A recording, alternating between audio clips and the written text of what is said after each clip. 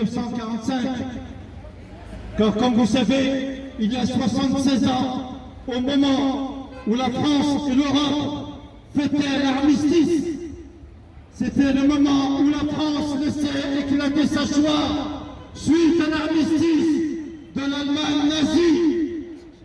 Le 8 mai 1945, au matin, sur la ville de Sétif, près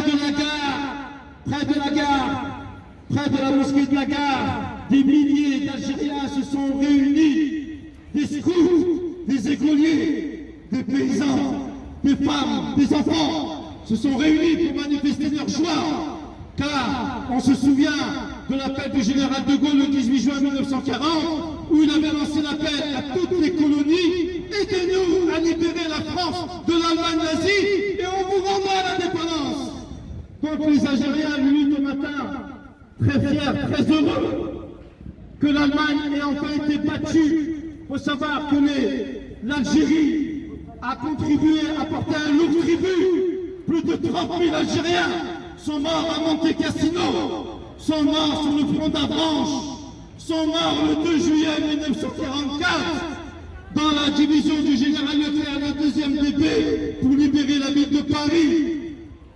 Donc ces Algériens ont commencé à manifester paisiblement, mais le pouvoir colonial de l'époque, on n'entendait pas de cette oreille-là.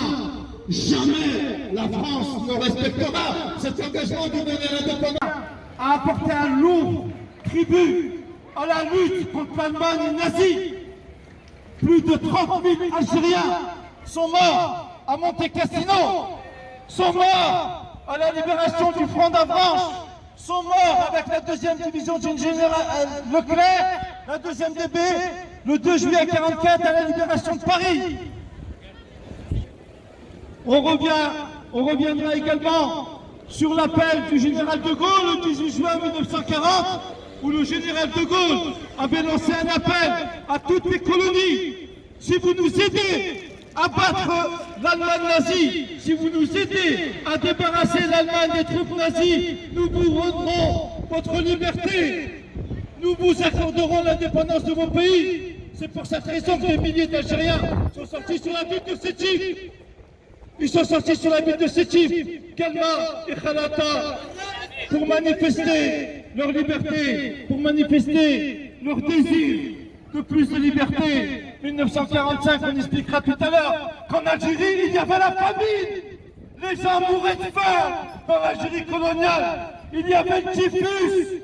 Même Albert Camus, à l'époque, avait écrit un livre d'histoire et avait dit que la famine en Algérie est une injustice. À l'époque, on se souvient, une voix au niveau des élections, une voix d'un colon était l'équivalent de 14 indigènes, parce qu'à l'époque on les appelait les indigènes. Les meilleures terres étaient expropriées, on ne laissait que les terres désertiques et arides aux Algériens. Donc c'est pour cette raison que la fin de la guerre en Europe, l'armistice, la fin de l'Allemagne nazie signifiait l'indépendance de l'Algérie, l'indépendance du Maroc, l'indépendance du Sénégal, de tous les pays colonisés, parce que ces pays ont apporté un lourd tribut à la guerre. Nos grands-parents se sont battus, ils se sont battus à Monte Cassino, ça a été des vrais héros. Ahmed Ben Bella, qui était sous-officier dans l'armée française à l'époque, Krim El-Qassem, Mohamed Boudiaf, de retour en Algérie après l'armistice. Et lorsqu'ils ont découvert la terreur, lorsqu'ils ont découvert que la France pour laquelle ils se sont battus, la France pour laquelle ils ont donné leur vie, avait massacré leurs femmes et les enfants.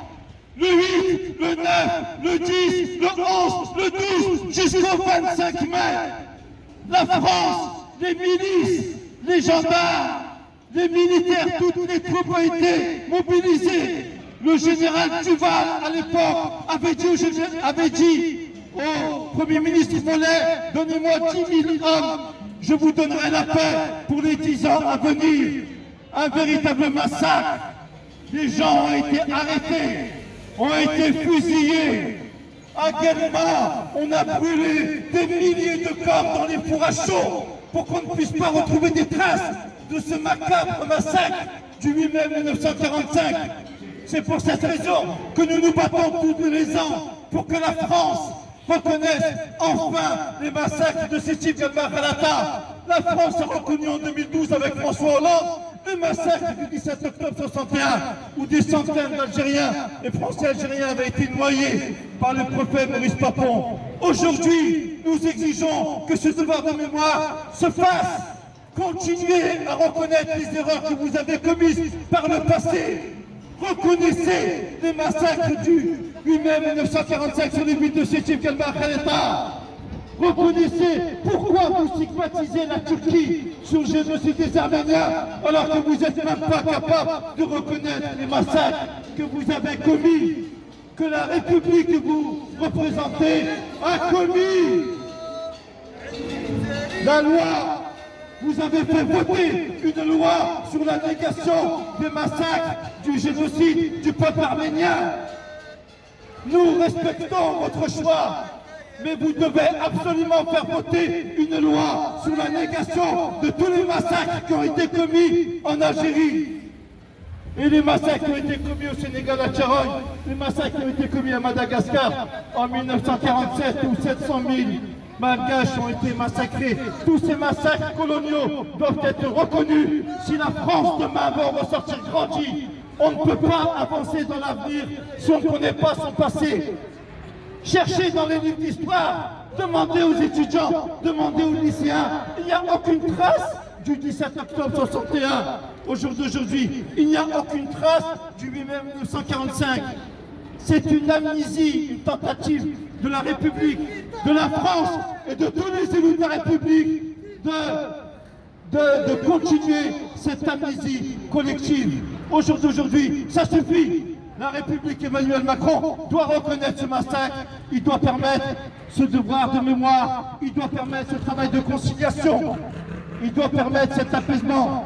Nous ne cherchons pas la haine, nous ne cherchons pas la vengeance, nous cherchons l'apaisement, mais l'apaisement qui ne pourra pas se faire sans devoir de mémoire. Donc, Monsieur le Président de la République Emmanuel Macron, Mesdames, Messieurs les députés, Mesdames, Messieurs les élus, l'heure est venue de la grande réconciliation. Cette réconciliation à l'image de l'amitié franco-allemande qui n'a pu se faire que par la reconnaissance.